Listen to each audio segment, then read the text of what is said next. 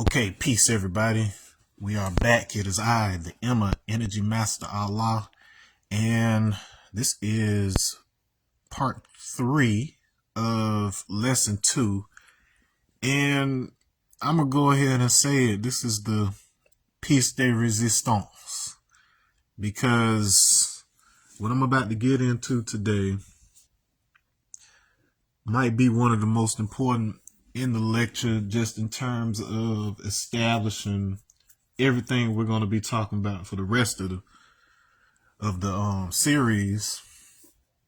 And it gives you some of the essential concepts that are necessary, not only if you want to give a legitimate explanation of the existence of the spiritual world, if you want to be able to give a legitimate argument for how concepts associated with African spirituality are foundational to the beginnings of the formalized Christian church. If you want to understand how all this stuff that I've been talking about literally maps how you get into and out of your body when you die and are incarnated, this is the turning point. This has the keys. Okay, and I went ahead and started preparing this particular board ahead of time because some of this stuff is pretty detailed and I want to make sure it was more or less accurate, and I wanted to make sure that we're able to get to the rest of it. But this is the one, if you want to take notes and you want to be able to immediately start dismantling some of these systems of deception that are going on, you're not going to want to miss this one. All right, so if you look at the top here, we've got a word, Adinkra. So if you're not familiar with Adinkra symbols as it relates to African spirituality, they're pretty popular nowadays. And, you've got like the Adinkra bird and all of those great things. But we're not just talking about those, but we will be talking about them. We're talking about Adinkra codes in physics. Okay, so you had a fella, black guy, and I ain't talking about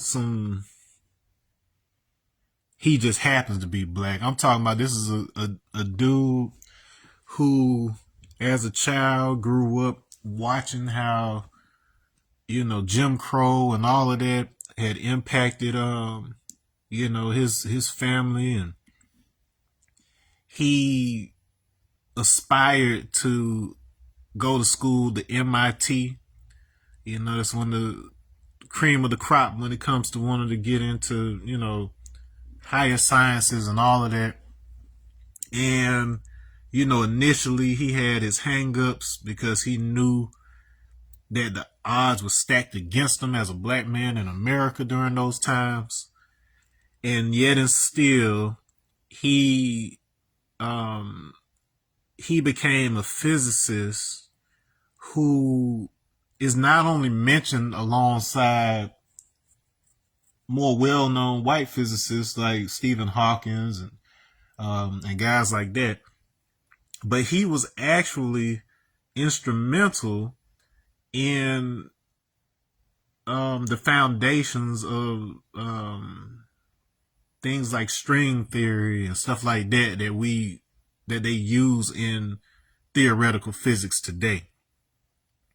And that places him that places Sylvester James Gates, aka Jim Gates, in a league with a number of other lesser known people of African descent who, drawing upon concepts that were already present in African spirituality and thought, in order to fill in the necessary gaps in the Western model in order to be able to present these higher concepts.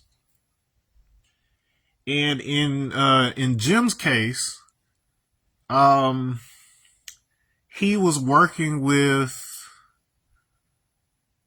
trying to model some of the equations and things that are involved with this very abstract type of string theory, quantum physics type of stuff. And he started to notice that when dealing with supersymmetry, so this concept of supersymmetry, which is, call it SUSY for short. So that means supersymmetry. It's basically this concept where they say, okay, in a perfect universe, we have a perfect balance between the particles that carry force, the stuff that's holding the stuff together. So the force is holding stuff together. And the material particles, so the stuff. So we got the particles that hold the stuff together, and then we've got the actual stuff, which is itself an illusion. But then we, hopefully we know each other well enough by now to where you know what I mean when I'm saying what I'm saying. Okay, and so in a state of supersymmetry, these force carriers and these material particles can transform into one another. So as long as they follow a certain path of transformation, they can transform back and forth between one another. That concept in and of itself is super important to understanding what is really being said in African spirituality in particular, because it is understood that we are the descendants of Orisha, Arusi. These are names of forces in our reality. And then you may ask yourself, how can I be the child of gravity? How can I be the descendant of love or something like this? Aren't these abstract, non-physical concepts? Perhaps in 3D, but as I've demonstrated throughout the series, things that we interact with in a more indirect basis in 3D very much have a quote-unquote physicality, or at least a geometricality with respect to their internal relationships when you move into higher dimensions. Okay, and so that's to say that there's a state, a perceivable state, at least that we can imagine, in which everything is perfectly balanced, and within that state, forces and materials can transform between each other, which means that while the Orisha are primarily in a forced state, there is a framework that allows them to incarnate into physical flesh. You are one of those. Like the whole concept of a soul and you moving between here and the spiritual world, that the stuff that they talk about in every faith, religion, whatever else it is, that's the exact same concept as what they're talking about with respect to supersymmetry in physics. Now, and the crazy thing that happened with the scientist Jim Gates is that when he named these things, like he noticed that the equations, when they were modeled, they presented these very specific geometries that were dependent on their specific orientation. And he found that when you use these geometric models instead, it made it a lot easier to solve these equations, because when you're just dealing with a bunch of numbers and variables and all of that stuff, it's completely abstract, and you may miss things. But when you're dealing with geometries, there's natural order to it to where you can see immediately if something aligns or if it doesn't make sense. And this very much ties into the concepts that were presented by Dirac, Dirac. This fellow here, he was one of those who pushed for the idea that there should be beauty in equations, which is to say there should be a certain type of order to them. And then by him insisting on that, he ended up discovering that particles have something called chirality, which is to say, just like we have a left hand versus a right hand that we do different stuff with, these particles arrange themselves such that depending on whether their spin is clockwise or counterclockwise, they have a different identity. Like they do different things, like they have a different purpose. So just like different shapes fit into different holes, depending on the orientation of the spin of these particles, it determines where it should appear in the ladder, where it should plug in so that the overall system can work. Okay, and so I just say that to say that in physics, there is a value to understanding things, understanding math on a geometric level. In fact, many of my own revelations have come as a result of me coming across a concept in a more abstract manner, but then me actually creating or finding some kind of physical model that I could play around with just to get some insight into it, particularly when it comes to a block. So take a child's toy, a block, and then me just looking at, okay, what angle is required for me to be able to see 3 faces at a time or only 2 faces at a time. Just little stuff like that help to trigger me being able to solve things that have perplexed physicists, at least in the academic sphere, in many ways. And I have found that these outside systems, these Western systems, have borrowed so much from what is housed in Africa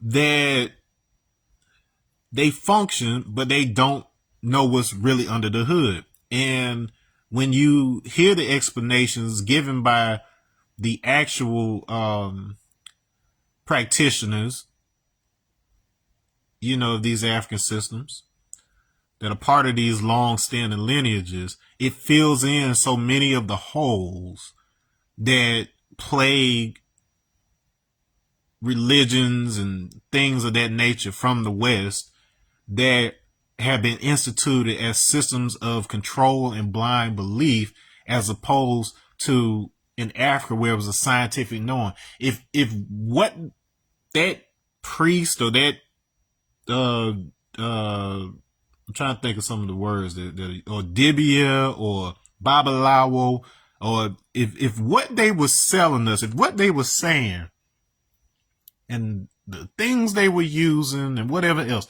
if that thing did not actually perform the duty that they claimed it would, if it didn't have the desired effect that they said it would within reasonable levels of reliability, and if something doesn't go right, they at least can back engineer to see exactly why it didn't. If it didn't do that much, they moved on to the next thing. It wasn't I'm going to keep on believing in this thing, or I'm going to keep on participating in this particular thing just because somebody told me, there's some authority over me telling me to do it. And I know that's what you're used to in the West, but that was not the case there. If it didn't work, we didn't mess with it. We went on to the next thing. Okay. And I'm jumping the gun a little bit here, but part of the, now, yes, we know the obvious implications of how Christianity was forced and used, and abused in certain cases for colonization or whatever else. But that thing would have never, ever, ever, ever worked. It would have not made any groundswell on the continent if it wasn't already equipped with our technology. Let me say that again. If the Christianity presented to them had not already been built on the foundations of our spiritual practices that had been tried and tested as spiritual sciences, Christianity would not have taken root in Africa. But we also know that the same sciences that can be used to help people and build people up can be used to tear them down. So this is why we call the number 8 build or destroy, because you can add on to life or take away from life with the exact same power. Okay, and so this brings us back to these Adinkra symbols. Now, when Jim discovered this thing that was happening with the geometry and the equations, I'm not going to say he arbitrarily chose the name Adinkra, but he had a partner who was, and I believe it was a white guy, but he was visiting Ghana at the time, or he had recently been to Ghana, if I'm recalling correctly. And when they were discussing and trying to come up with a name for it, it was just something in what this guy had experienced with respect to the Adinkra symbols in Ghana that really, really reminded him of this stuff. It's like, some of these shapes, they kind of remind me of this. So they decided to call it Adinkra codes, not knowing the depth of what they were really tapping into with it. So just by pure divine inspiration, they happened to name this thing the perfect thing you could have possibly named it. Okay, and so the Adinkra symbols themselves are named after a king. It was a king named Adinkra, and when the Akan Empire, so you know about the Ashanti, the Akan, these folks here. And let me go ahead and bring it to your attention to remember that in a previous one of these lessons, I told you that in theosophy, they say that the current era of man, which is called the Aryan era, the previous one having been the Atlantean era, is started in the region of Ghana. So immediately when I hear something like this aligning with the Adinkra, I got to look at that. Remember, regardless of what they made it come to mean in a white supremacist framework, the Aryans is coming from the same concept of the children of Eri that you hear about in Nigeria and so on and so forth, the sky ancestor that, taught us civilization and whatever else according to that mythology. So it's all tied into that same things. Whatever they made it mean later on, that, that is what it is, but then don't throw out the baby with the bathwater is what I'm saying. So anyways, so he was a king there. These Akan tribes, basically adopted these symbols when they conquered, whoever was there before. So there was a group called the Bono tribe. Okay. And so, what I had to do was I had to basically just keep going back through the line. Like, let's see who got what from what, because one thing I can definitely tell you is that these Adinkra symbols most definitely come from the same lineage of the symbols that came to be associated with voodoo later on. They are associated with the same lineage that ties all the way back to the divination systems we've talked about, Alpha, Ifa, all of that. And most specifically, the most evidence, just like the words that we've seen appear within the math itself, there's at least some agreement that Yoruba is right at the center of all of that. Now, I will take it a step further to the Benue Congo speaking group, because the timing is so the divergence between like the Bantu groups and those who would become like Yoruba and Akan or whatever else, that happened about 8,000 years ago. And that's really one of the bottleneck points where these spiritual technologies really have a strong foundation that ended up spreading into like everything else later down the line. Okay, and so just like other symbolic systems in Africa, like you have Nisibiti that ended up inspiring the written Wakandan language in the movies and so on and so forth. These symbols, just like the Hebrew letters and all these others, they are essentially geometries that are dimensional down steppings from more complex geometries. And let me start going ahead and telling you what you're looking at here. So in the equations for supersymmetry, and when you're talking about dimensionality, we have various values depending on that dimension. So in this case, we're talking about fourth dimension. That's what we've been talking about. We've been talking about time and how the geometry of time is actually a full cycle of a being, and that gets translated into 3D, into our frame by frame animated experience. So when that data is raw and unprocessed in its Krishna state, so you may have heard me say that Krishna versus Shukla, and that's a concept from the Shukla Yajurveda, which in the last portion of which ended up becoming the Isha Upanishad in the commentaries on Vedic teachings that came later. But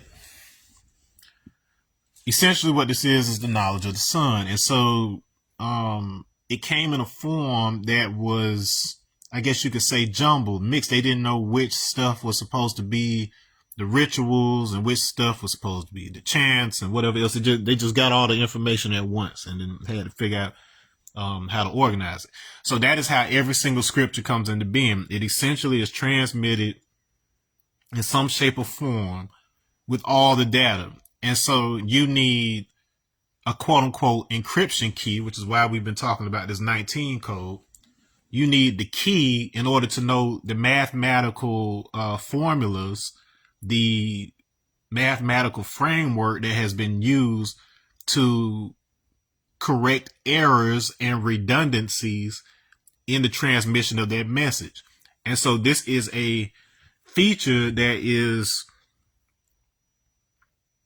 fundamental in computing and communication technology, to make sure that the signal that is sent doesn't have too much interference from noise to where you don't get the accurate signal on the opposite end. So we're basically playing telephone with fourth dimension at all times. And so because that signal is so clear, and because one of the things that Jim discovered about this is that it had all the same fixings of error correcting code embedded in these geometries.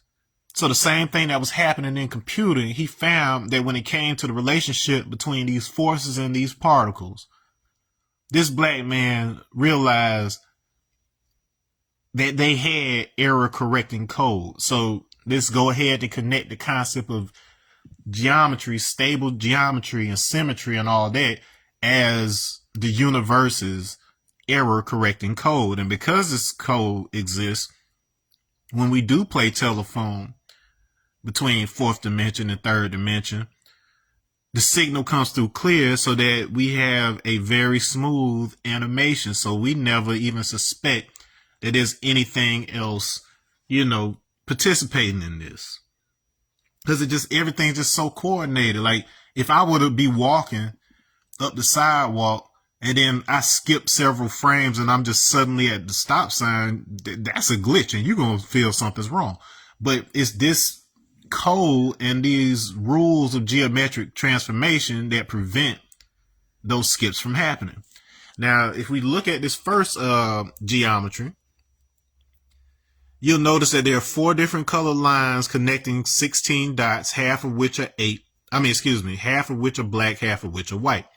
Each one of these 16 dots, in fact, corresponds to the 4-digit binaries that I showed you were associated with alpha and ether. So right off top, you're looking at alpha and ether in its 4-dimensional format.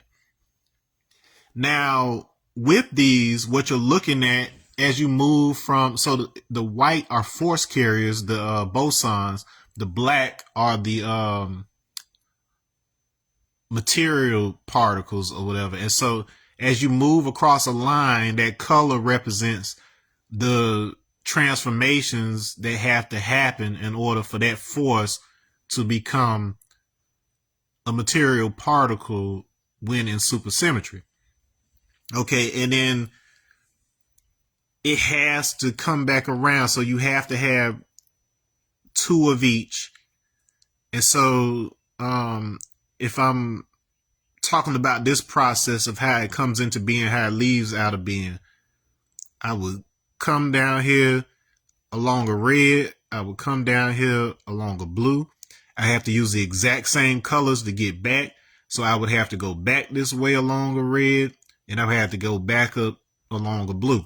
Now, while I'm doing that, what's happening mathematically is that the 4-digit code, so this one, I'll tell you right now, that one's, was it this one or this one? Well, these two represent Aku and Obi. So one of them is 0000, the other is 1111. These are the 2 extremes on either side. So one is stillness and patience and potential. The other one is active movement, dialogue. Okay. And so,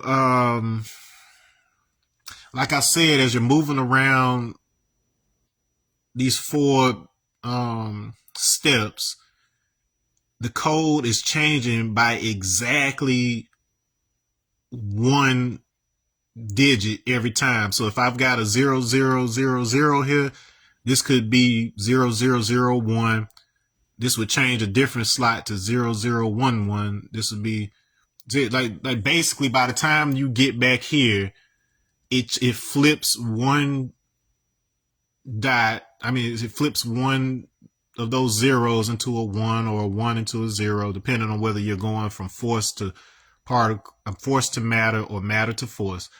And by the time you get back here, it will have perfectly flipped back to what it is.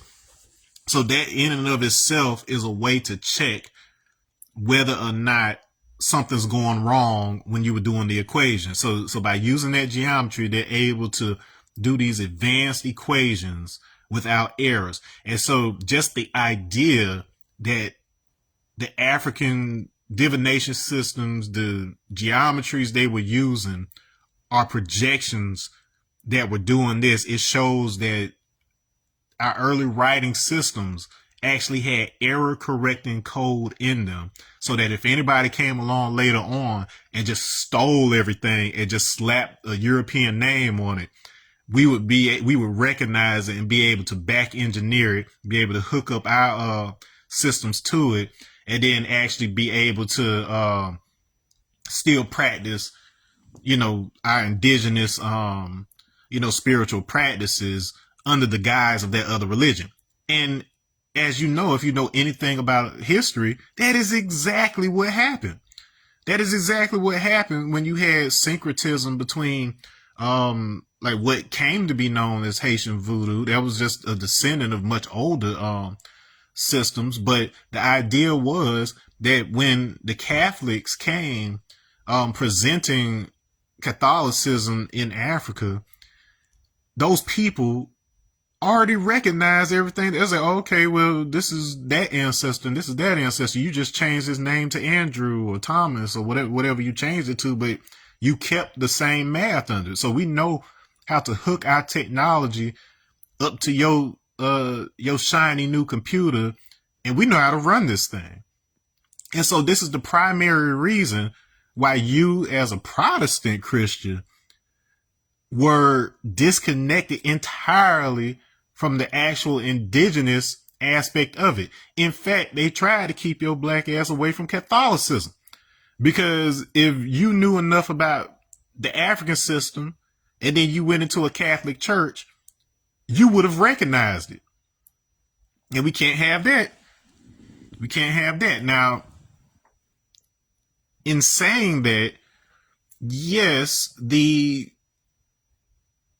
dominant Protestant black church, it served an essential role in being able to individualize and be able to have your own private way of doing things. But essentially what it did was it removed all of the indigenous technology, which in turn disconnected us from the global spiritual network, because our technology was the basis for everybody else's.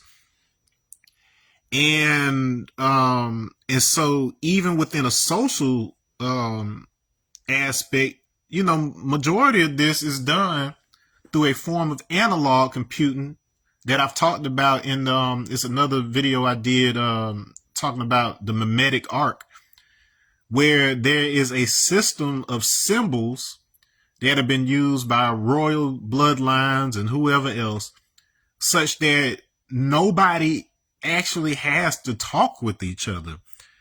Because they're all working on the same symbolic network, they know which places where they can get opportunities. They know if somebody knows this person is an initiate and part of their brotherhood, they don't have to say a word to each other.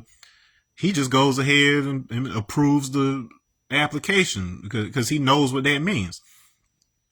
And so this becomes so embedded in our society that we don't even realize that that it's operating in that way. And in fact, I'm not even going to lie to you. That's basically how I ended up meeting and working with Wu-Tang. I knew the symbology so well, and I knew the language so well, that I attracted to me the exact people that I needed in order to get official initiation, to get official education in some of those regards. And I just let that knowledge guide me through the steps that I needed to go through in order to, connect with who I needed to connect with or whatever else. It was highly efficient is the point. Okay. So when we have this complex system and we don't know the pathways, it's easy to get confused. It's easy to make errors. And so within this concept of the Adinkra codes in physics, you have, what's the word that they use for it? This is the doubly even version. So you'll notice that we go from this 16 to this 8. So we're going from a hypercube to something a little more cubic. And then I've got some stuff drawn down here, and I'll talk about that in a second.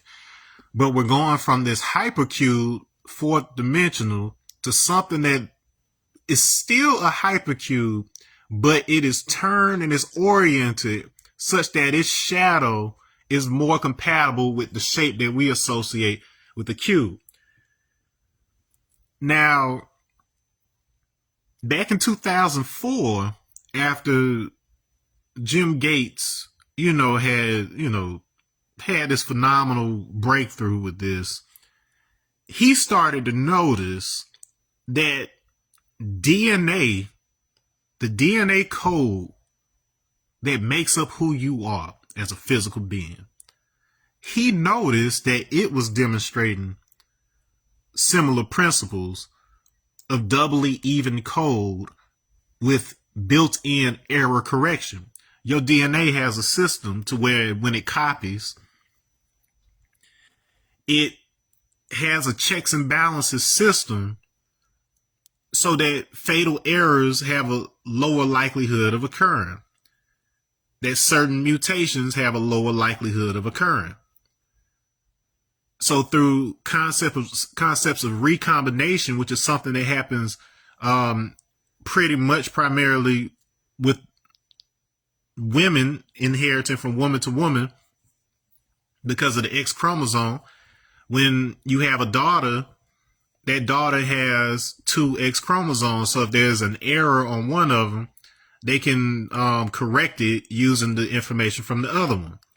And that is the primary purpose of the biological female within the human species, is that if something goes wrong, like we can mix and blend with other hominins, or we can mutate and all of this stuff to see if we can gain something beneficial in adapting to environments or whatever else. But if we get something that is more harmful, their bodies have the ability to reject certain information and accept other information. Remember, the father, the masculine aspect, is the one who contributes said information. He's basically proposing. He says, here's what we think would make humanity an orderly and stable species so that we don't have to keep on changing into something else. Like, we could just be this thing and we could be stable and we can build from there. He brings that her body is the checks and balances. Her body is the judgment for that. And all of this is going on whether you're conscious of it or not, because it's happening on this level. So what happens here with this orientation is that we're placing constraints on this. So we're determining which pathways, which transformations are valid in 3D. So that limits the number of shapes and turns and transformations that can happen while you're in a physical body. So that's why you have a stable body, that while you may grow and go through puberty and have certain timed transformations, it's not going to be something so drastic that we can't recognize you're a human anymore. This right here, because it has the whole bag of the information and the transformations and the forces and the everything that you are, we don't perceive that as human often.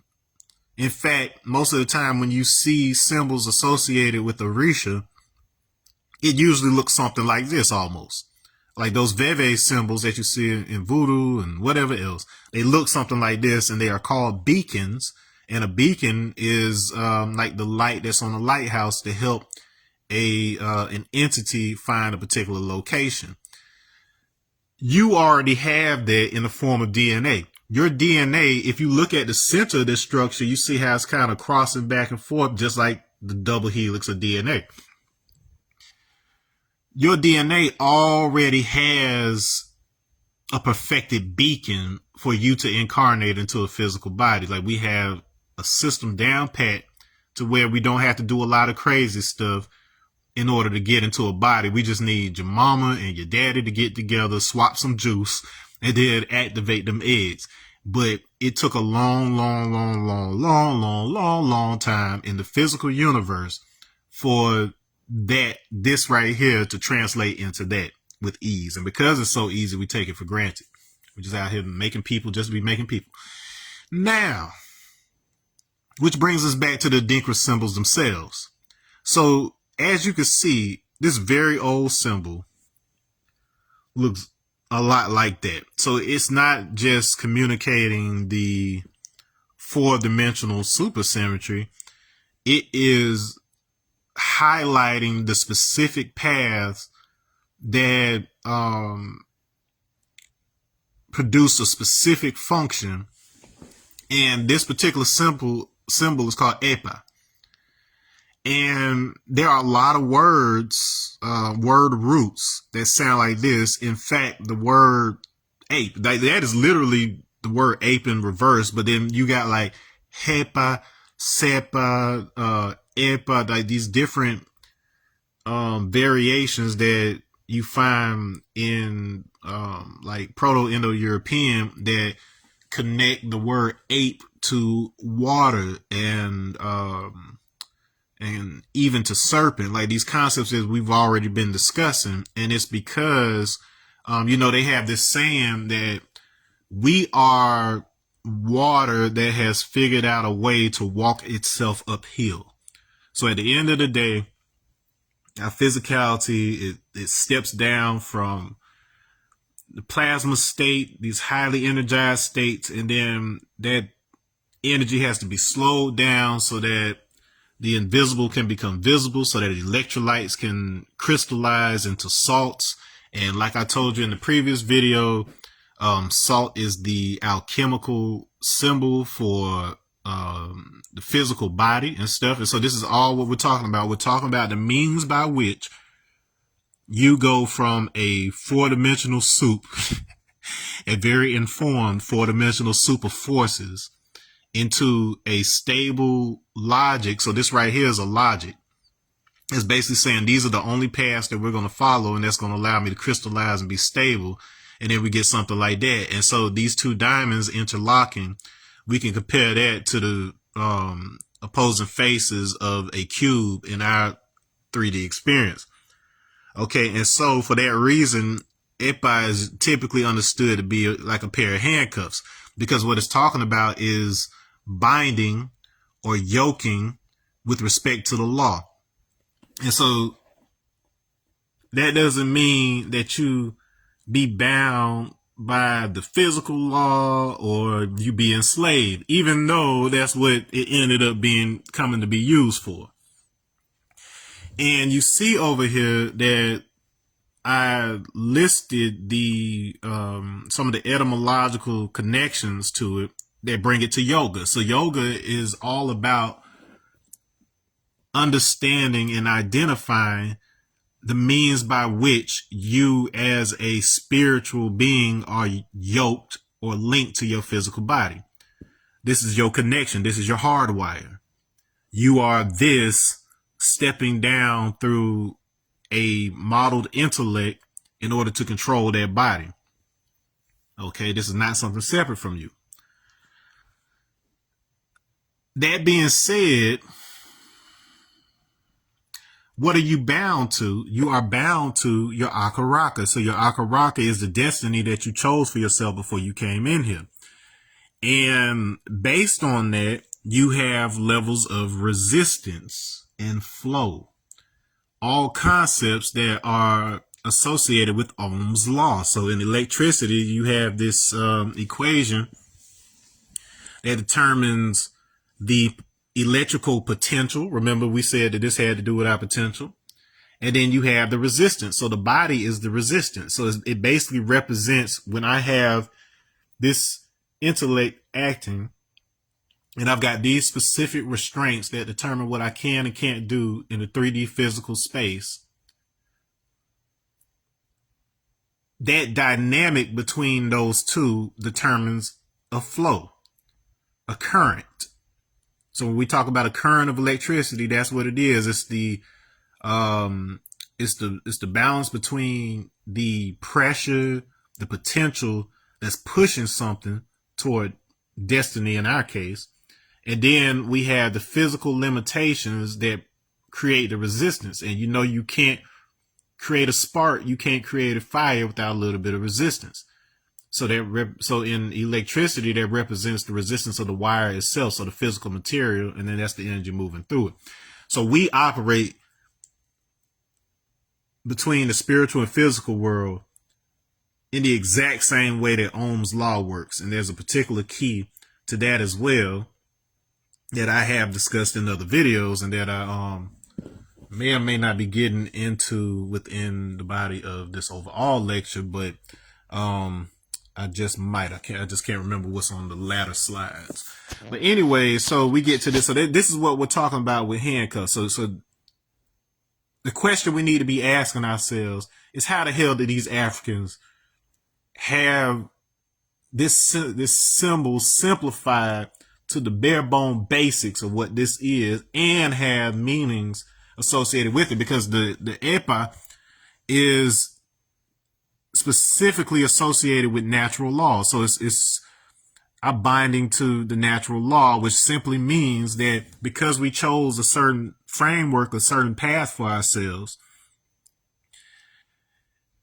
the more we move against that geometry of our own word, when we're not keeping our word, we are faced with more resistance in reality. It's that simple.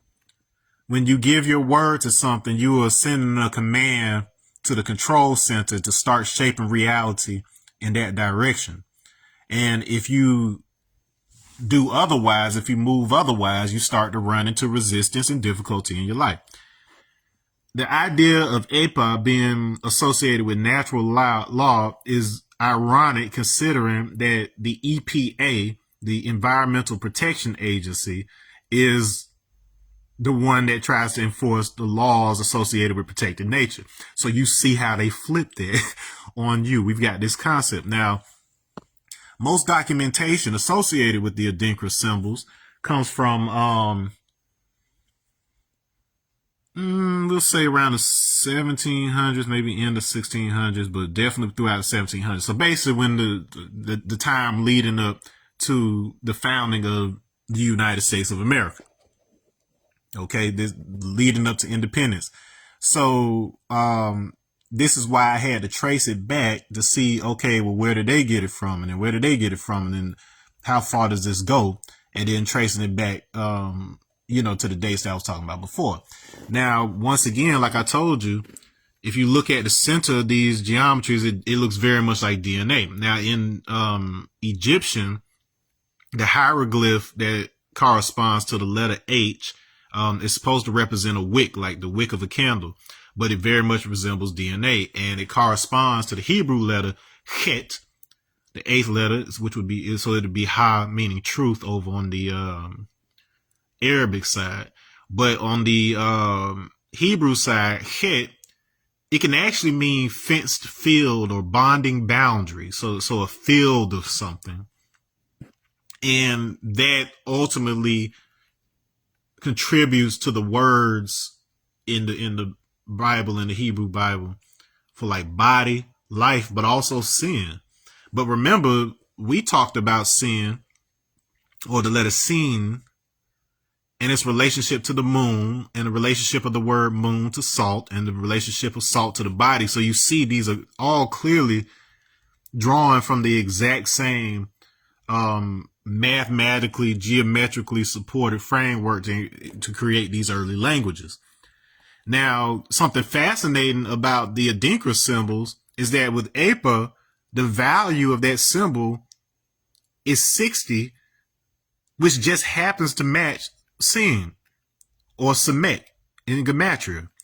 So these symbols are very much equipped with the same technology that is found in the Hebrew and Arabic and the other African traditions.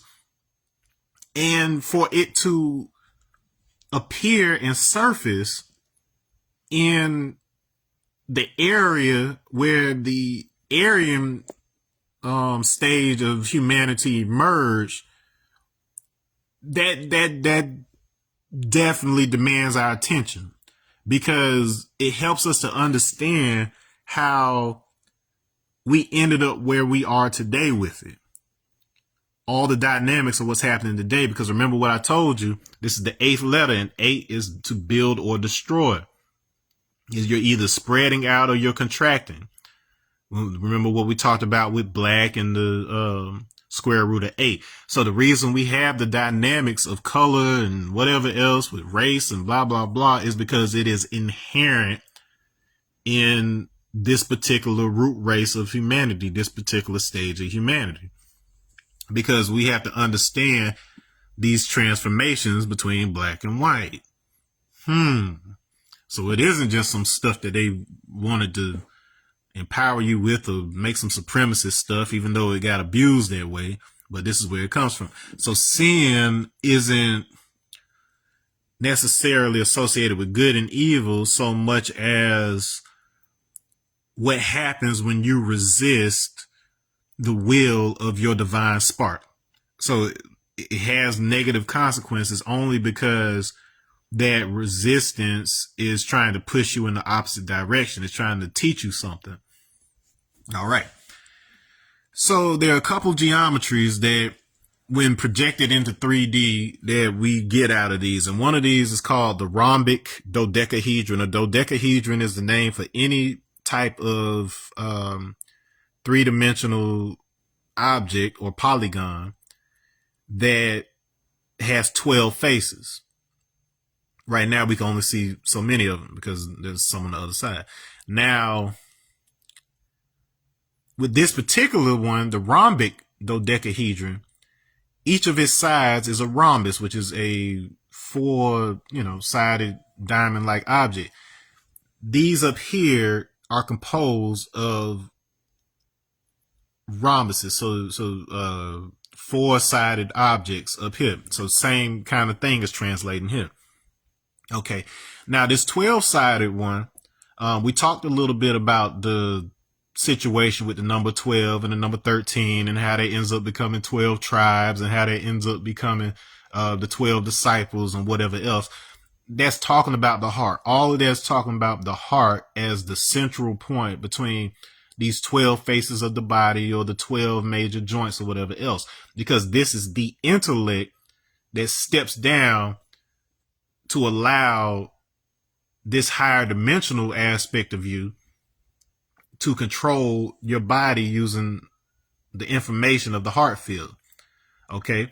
If your heart stops beating, you stop moving. It is over for you. And so this is also why a lot of the practices that involve you being able to perceive this in an orderly way so that you can actually understand what your destiny is, actually understand what God is, actually understand what angels and all that stuff is.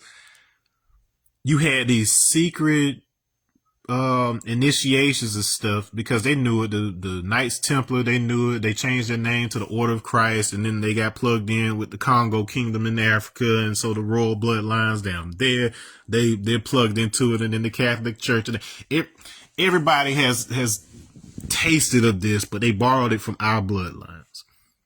But that's to say, when civilized, quote unquote, when you've been properly initiated, quote unquote, it allows you to tap into the operating system of our shared operating system, which we call God. And it functions on its own. It moves on its own, but we also have free will. So the actions that we take within this, it determines how our physical reality ends up manifesting. So whether it manifests positively or negatively, it all depends on the actions and the inputs that we put into it. Okay, so when we look at this thing, I want you to think of the heart. And now if you look at it, this looks like two cubes. Like, it looks like two different frames of the same cube rotating back and forth, like it's going the same cube, like it's two cubes. So it's like we're seeing a double cube appearing from the movement of one cube spinning really, really, really fast or whatever. And then that taps back into what I was talking about in the previous video. So that brings us right back to the logic of the double cube. Once again, so we keep on ended up coming right back here. That double cube, if you haven't figured it out, is your body. And not only that, it is a map of the tree of life or Sephiroth tree that you may see in Hebrew Kabbalah. So yes, it is all coming from the same thing. And so I basically laid this out and drew this quick figure so you can kind of see where these things are lining up. Now, this is called Keter, and it means crown in Hebrew, which would have you think that it would be related to the top of the head. But based on everything that I've seen and experienced, it's very likely that this is actually talking about the throat as the bridge into what's happening here, because there is at least one point, like a source point, that is above this one right here. And so if you map this onto the Yoruba concepts and you talk about the Ori, the head, and the Ori Inu, which is the inner head, all these concepts of the Orun, which is heaven, or Orion, or even urine got wrapped up in that etymology. Because if you look at the Greek myth of Orion, he was born by Zeus, Poseidon, and I want to say Hermes, pinned on a leather hide, so a bull's hide. And he was born this way. It makes absolutely no sense as a story, unless, of course, you understand the underlying meaning of what they're talking about. But what they're really talking about is that, like we say in the 5%, it says heaven is a mind state and hell is what you go through to get there. In other words, the keys to being able to perceive this are embedded in our body and our DNA and our ancestral charges and whatever else. So if we don't consult with that, if we don't understand that, we can just be blindly wandering around in this body. We don't know if the things that we're doing and the things that we believe are doing good or bad. It may come out good to us and then be affecting somebody we don't even know negatively. Okay, so all of this that I'm teaching is about, when we say being civilized, what we're talking about is you taking accountability for who you are as a spiritual being. Now, you can be a lamb and you can be a baby. You can do that if you choose. It's part of your free will to choose. If you don't want to drive the car, you can ride in the back. But that also means you can't be upset with how the world plays out for you, because all of it is within God's will. And as it relates to you, there's a very specific will that you participated in determining what aspect of God you were going to be once you came here. How were you going to represent? How are you going to serve the overall? And so we had these systems down to a science of symbols on the African continent, and we were disconnected from that technology in a very similar manner to what the Freemasons did, because the Freemasons, they basically inherited all of the symbols but none of the technology. And that's the part where we talk about in the 120 lessons, where we took everything from them except for the language. So they had all the symbols and they may have understood it from an intellectual standpoint, and they may even simulate initiations where they pretend like you're dying and resurrect or whatever else, but it's all a pageant. It's all a play. They're not doing the actual processes of the body that allow you to slow the rate of the heart, activate certain mechanisms in the body, accelerate the perception such that you're actually able to leave the body and experience what it's like to be dead before you actually die. Jesus understood this concept. Him and thousands of others. Like, you just know the story of one guy, but he was such an initiate. And I'm here to tell you every single thing, at least in the original tellings of the story, everything that he's talking about that he was doing, the part where during the crucifixion, he descends into Hades and then he ministers to those. That's out of body experience. That is well documented. And in fact, it was studied for many, many years, since the 1970s, by the CIA, and they have plenty of data on this. I am not just reporting this as somebody secondhand. I have personally trained in this and experienced it and examined it from a scientific mind to, be clear on what it is that I'm experiencing, what I'm seeing, how it's happening, what sensations are happening in my body. I don't believe in shit. I've experienced it and seen it firsthand. And that is exactly what these practices and information, all of this stuff was intended for that. You should never have any question about like you are so loved in this universe that you're not going to be left hanging. And I would hope you love yourself enough to where if you were going to play a game of hide and seek where you enable a type of amnesia that allows you to forget that you are divine and then work toward remembering it, you would leave yourself breadcrumbs. You would leave yourself clues. And the best place to leave them is within your own physical body. And you have to learn how to unlock those. All right, so now let's talk about some of the implications of what we're seeing here. So now, what do I do with my paper towel? Bam. Okay, so let me erase some stuff here so I can write some stuff. And then I hope like by this point, you're starting to recognize the weight of this particular part of the lecture, because this is the part when Neo, you're no longer in Kansas. You in the land of Oz now, because all of this stuff that couldn't possibly be real and all of this stuff that you've been told is taboo and blah, blah, blah, blah, zay. Now you're starting to understand exactly how things got their way and how these particular networks have been able to maintain their control of the world and keep you from succeeding the way that you have, because you don't know the handshake.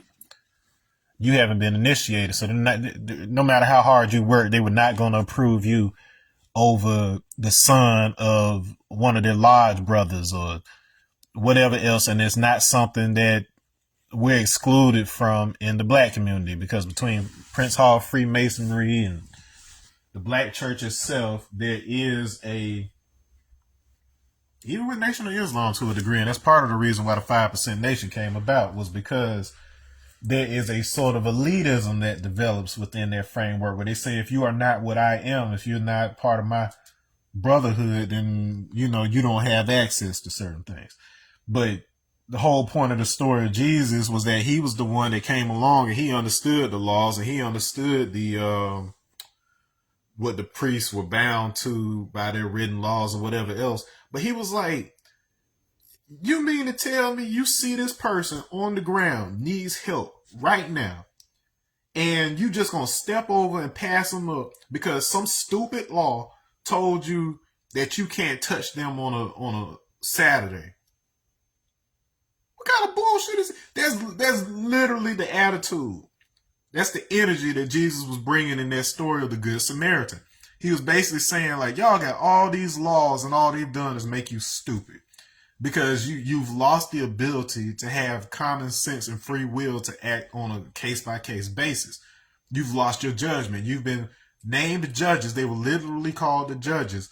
The word used in the New Testament was Pharisees for them, but then that whole concept of the judges is the exact same concept as the Elohim that started this whole thing off at the beginning of the Bible, in the Hebrew Bible. That concept of the judges, it's not judgment like you're judging somebody for who they are. It's discernment. And the thing that's been central to these conversations since the beginning of this lecture series has been clarity. So discernment is our pathway to clarity. We have to be able to discern what this stuff actually means. And if the result is not peace, then we've discerned it incorrectly. Period. Like, it's a simple math equation. A plus B equals C. If we're not getting the result, we're not doing the equation right.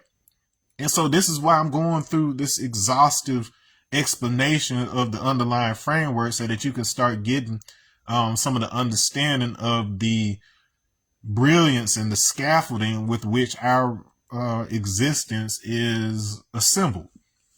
It's not something arbitrary or accidental at all. And then there are people way above your pay grade that notice, and there's people slightly beneath that pay grade that go well out of their way to make sure that you never figure this out. But like I said in the introduction, the clock is ticking for this stuff to be released. And the clock is ticking for humanity to step up again and get past all the petty stuff so that we can do the next big thing. Okay.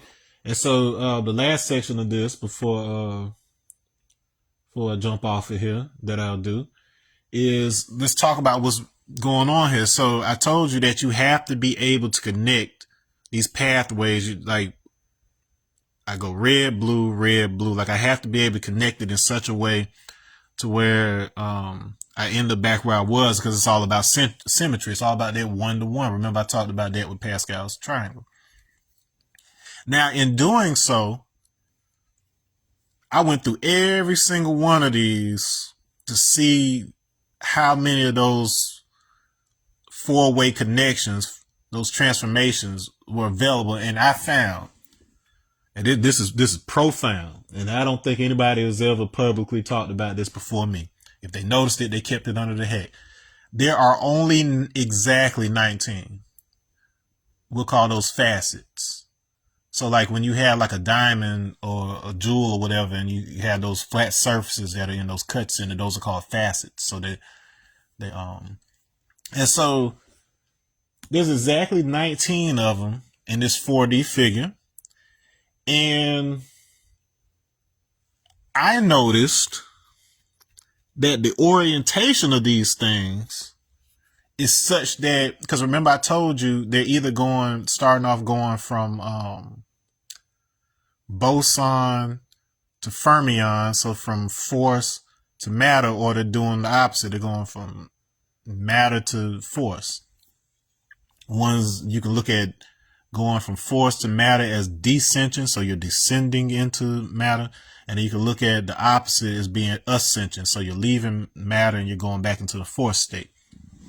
And yes, the force from Star Wars is highly rooted in this exact same concept. And as a matter of fact, I just learned that George Lucas, his original intention was that, like the reason that the film started off with a long ago in a galaxy far away, like a storybook, was because it was originally intended to be narrated by beings that were like super old and kept the records of what's happening in the universe or whatever.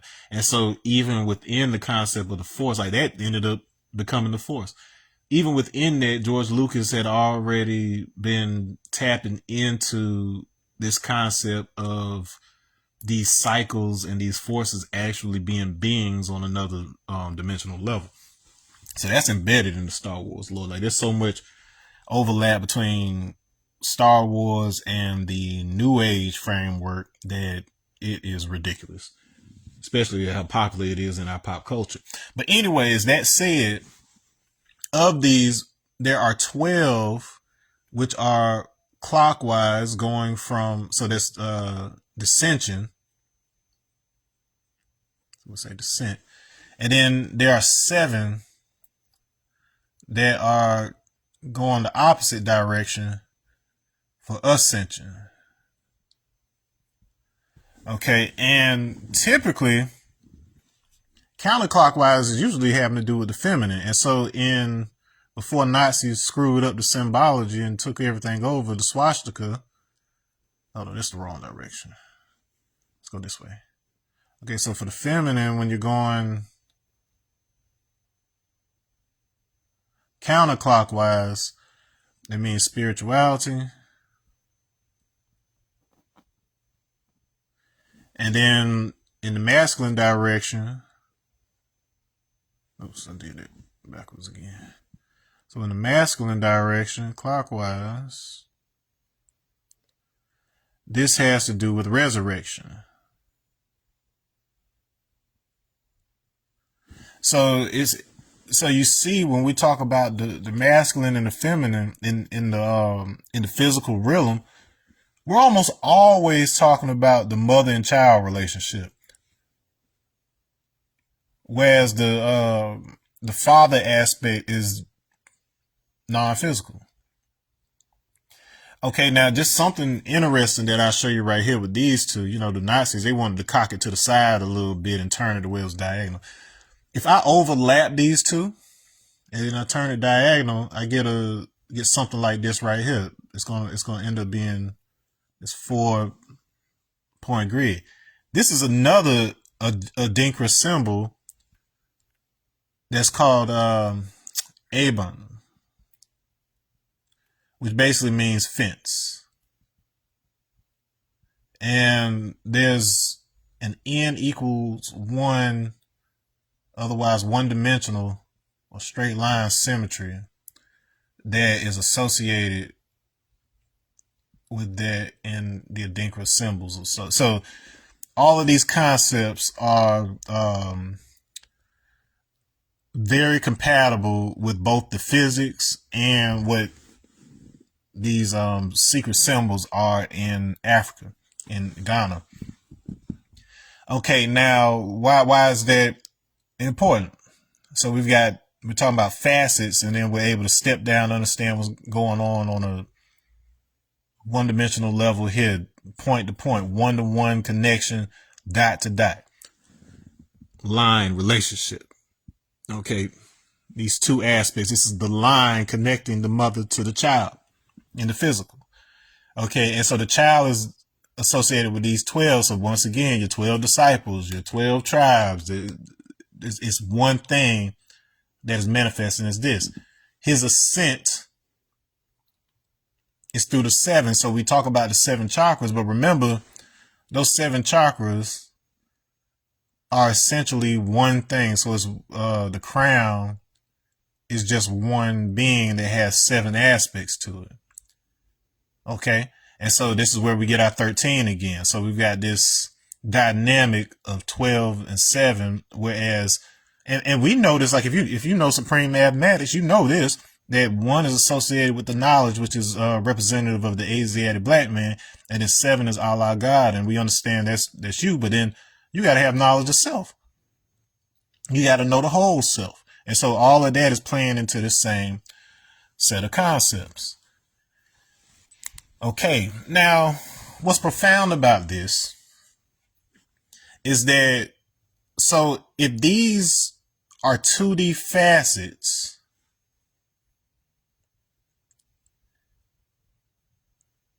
in 4D, like, so we're 3D beings looking at these 2D facets that are supposed to represent 4D. Each 2D square or whatever else is actually a cube. Because remember what I told you about perception when you're in 4D, where the 3D objects appear as if they're two-dimensional, like they're flat. That's why we end up with flat earth theory. So every single one of these facets is actually a 6-faced 3D object being represented flat. And in the model that Professor Catherine Ocholonu, who I talk about a little bit in the Leopard in the Mirror book, which is available on Amazon, her extensive research, like it's so much information, but if you just take a time to deep dive into it, it shows every single linguistic connection, every single geometric connection. Like, there should be no doubt that everything from Sumer to, well, you name it, all of that stemmed from this same legacy of African spirituality. Now, each one of these faces is actually representing a 3D cube, which means that each one facet equals 6 faces. So each one of these has a value of 6. And so remember, we've been talking about the snake in the box, the serpent in a basket. There's a good chance this is what it's talking about. So this thing it encloses 6. And we had the conversation about the 6th earth and how that had to do with the body and the shape in the previous videos. Now, 19 times 6 gives us a very important number, 114, which is exactly half of that 228 that we associated with 8 moons. So this will end up being 4 moon cycles right here. So the 4 moons. Let's put that in your back pocket because we are dealing with 4D supersymmetry. Okay, but this happens to be the exact number of surahs in the Quran. 114 also happens to be the number of chakras that, when activated, you become the equivalent of Shiva, who is the supreme, and that's their word for the supreme. So that's Chukwu and Igbo, and that's Olodumare and Yoruba. It is Allah in the Quran. The concept of the supreme that is not directly involved with the affairs of the physical world, but instead employs agents. In the case of Abrahamic religions, that's typically angels. Orisha are basically exactly that. They're just the physical agents for the Supreme who does not get directly involved. So this is why African spirituality is so compatible with Christianity, specifically Catholicism, because it's the exact same scaffolding. All right, so anyways, you have, so on each half of your body, you've primarily got 54 nadis. That's 54 currents. So remember I told you, and that was the purpose of me bringing up Dr. Catherine, where she distinguished that point. So when it comes to the geometry, points are exactly that. They're points in space, which is essentially akasha. So the space that it's going to take up. The lines are fields. So lines represents fields of information. So it's how information transfers throughout a lattice, like gives it identity. It's the field of information. It's the limit, the border. And then faces correspond to currents. So once I link up these fields of information, I can create a dynamic of positive and negative charges, the masculine and feminine, to determine what direction information is moving. Is it moving from high to low? Is it moving from, like, the way it works in a circuit? So that motion is a current. So we look at faces of a object as the current. It's what projects the information of the inside. And so among those within your body, you've got 54 assigned to, like, within the body, associated with the masculine and the feminine halves of your body. So that's for a total of 108. When these two, and these are represented by the masculine and feminine, and therefore the solar and the lunar. Okay. And when they're balanced, that 108 creates the entrainment that activates another 4. So that's why I was talking about the significance of the 4 here. So it activates another 4 during that entrainment for a total of 112, which is half of that 228, like I told you. So, hold on, 224 was the 8 moons, my bad.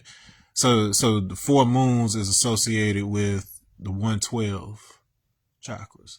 All right, so that's the maximum within the body that you can work on. Okay, so you leverage those last 4 that are activated. So those 4 have to do with the Sushumna channel. So remember I was talking about and then you got the nasalized sound at the end here, which can also be represented by a dot or whatever. So you basically align these, and then you basically only have to deal with 4 at that point. That's within the body. So once those are active, there are 2 more that you don't directly control, because that's part of the, the aspect of the Supreme. But you are able to interface with them and be able to download information. And so that's the masculine and the feminine aspects of Chukwu and Eke, Chi and Eke, Shiva and Shakti, like the ultimate father, the ultimate mother, or whatever, that interacts with them, and then you basically become Shiva on earth. So that's what Adiyogi was. So Adiyogi, the first yogi that appeared 15,000 years ago, at the exact same time that the Asiatic calendar of NOY and the 5% says is year 1 of this Quran cycle. That's when the yogis say that Adiyogi Shiva, he was a man that achieved the level of Shiva and was therefore one and the same with him. Appeared in the Himalayas of Tibet around that time to teach them for the first time our connection to the divinity, to our spiritual divinity, and all of that good stuff. And so it's all the same tribe, the same story. The tribe of Shabazz, or the disciples of Shiva, the tribe of Christ, tribe of Koresh, all of that is the exact same story. And so this same process has been going on for God knows how long, but for our intents and purposes, the current cycle of man began 15,000 years ago, so that's around 13,000 BC. For the first like 3 to 4,000 years of that was still part of the Atlantean period, which ended around 9600 BC according to the tellings. Everybody has a flood myth for around 9600 BCE, and then that is also the date that is close to and commonly associated with the start of agriculture and people settling down, making cities and stuff the way that we know it today. And so, so all of that stuff is connected.